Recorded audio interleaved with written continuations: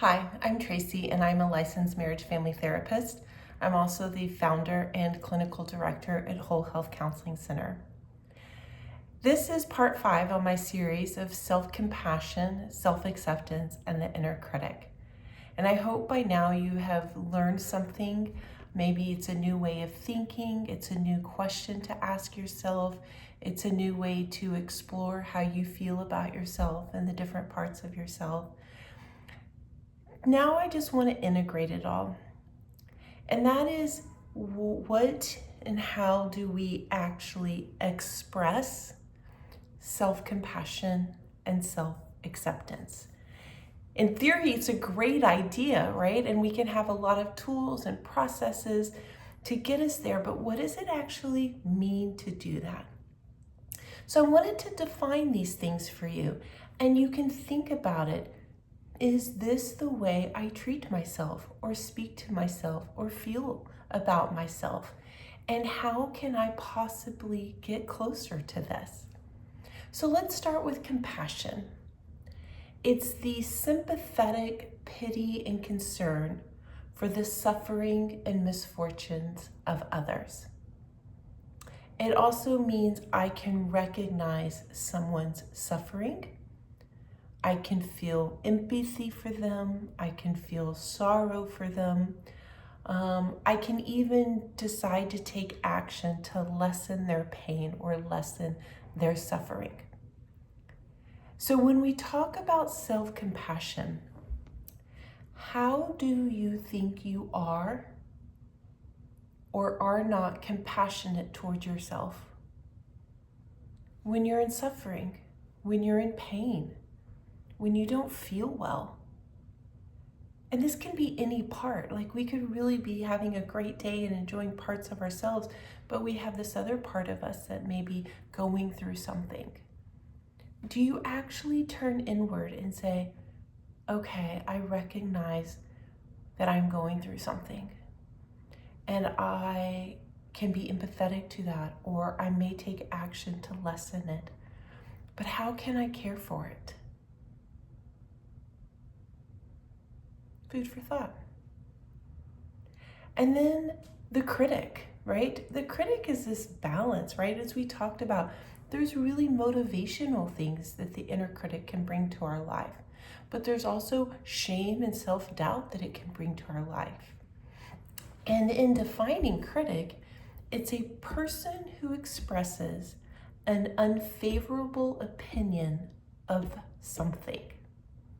And so our inner critic may be expressing a lot of unfavorable opinions that we may or may not want to hear.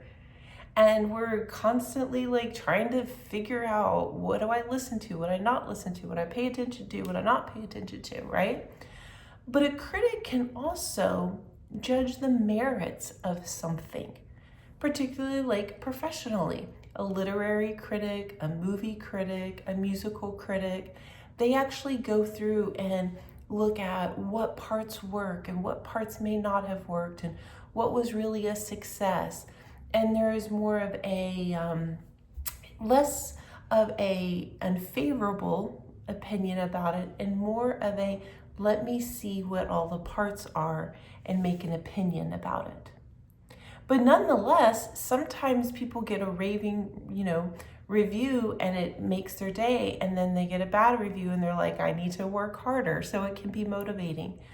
But however your inner critic works, I want you to start identifying this part as either an inner critic or an internal voice or a critical voice, and start having relationship with it.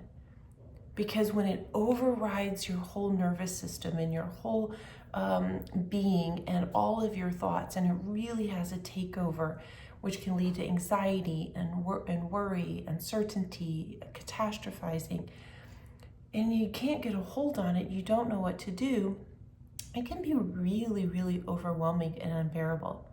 So it is a part of you. Now, self-acceptance, the act or state of accepting all the parts of you and understanding and recognizing one's own abilities and limitations. So acceptance is not I accept all of the good parts and I try to exile the bad parts. That reminds me of the movie Inside Out, right? Oh my gosh, what a great movie about feelings. That just came to mind. But they were trying to get rid of the bad parts so she would only feel the good parts. And then they realized like, oh, these bad parts have a good place in life too. So self-acceptance is that. What are my strengths? What are my limitations? What am I good at? What am I working at? Can you imagine just for a moment if you really could say, I accept all of my parts? What would that feel like? And acceptance doesn't mean agree with either. I still struggle with parts of myself. I've got some very opinionated parts, right? I've got some judgmental parts. Sometimes I don't like what they say. I accept them. I know they're there. I catch myself whether I reveal it to others or not. But I go, okay, I may not agree with this part of myself is saying, or I don't want to agree with it. So how do I work with it? Because this is something that is just coming from a place that I don't really want to feel it. But I can accept it, and sometimes it's really hard, you know? And I think part of the self-acceptance and the self-compassion and building a relationship with your inner critic is gratitude. There is a lot of research and books and stories about how gratitude can really change a state of being and a state of mind and our relationship to things.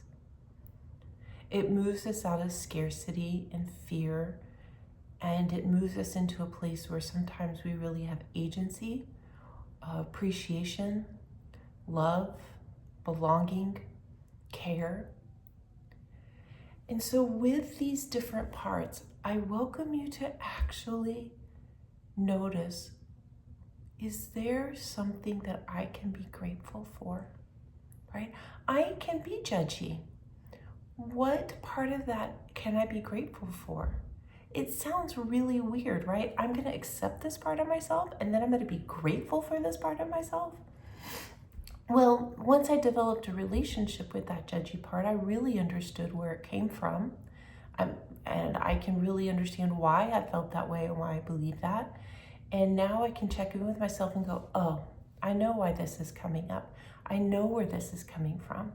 I know this feeling inside, right? And now I have agency. I have choice. What do I want to do with it? And usually I just work with my judgment. I was like, or my biases or my concerns. And again, I'm not saying that this is a big part of my life, but that pops up in your head sometimes, particularly driving. I'm a great driver, just for the record. I'm not judging everybody else out on the road, though I really am. And anyone who's ever driven with me knows this. And I think that they're going to get a kick out of the fact that I actually have this on tape now. But I have to learn to live with that part. Okay. So in closing, I want you to consider this.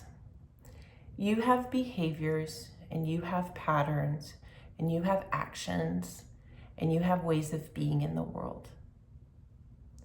And those define a part of you, because obviously our actions speak for ourselves or represent us, and the choices we make, they represent us. But we cannot let all of the external traits define who we are. What are your inner qualities? And when I talk about self-acceptance and self-love and self-compassion and gratitude, I'm talking about those inner qualities. I'm talking about moving all the muck aside and the noise and the social media and you should be this and you should be doing that and that's not good enough and why not and why are you? To just move that all aside and just get in touch with that core of your inner qualities. Do you even know who you are? Do you know what your values are and your essence and the core of you? Finding that can really lead you closer to connection with self. And then you can have relationship with all these different parts. So don't define your self-worth on your mood or your appearance or your performance or your bank account or your accomplishments. Now those are valuable, and many of us work very hard to accomplish those things, and I'm not saying they are not valuable. I'm saying these are parts of who you are, but then there's this inner part, which is that self, that if you can love that part, if you can really accept that part, what more can you do? How more expansive can you be, right? Because sometimes that inner critic, those parts that we exile, actually keep us small. They keep us in the dark. They keep us in the corner. And so I'm hoping that your takeaway is I can be in my fullness. I can be in my authentic self. And I can actually appreciate those things that I like and learn from the things that I don't. Okay, I really hope that you are inspired and got something out of these 5 videos. It's been a pleasure for me to make them, and along the way I've just checked in with my own self and all my different parts, and it's a good reminder just to pause on a daily basis and just think about who I am and what I'm doing in the world and how I want to be in the world, and really giving myself some time and some space. Okay, thank you so much for watching this series.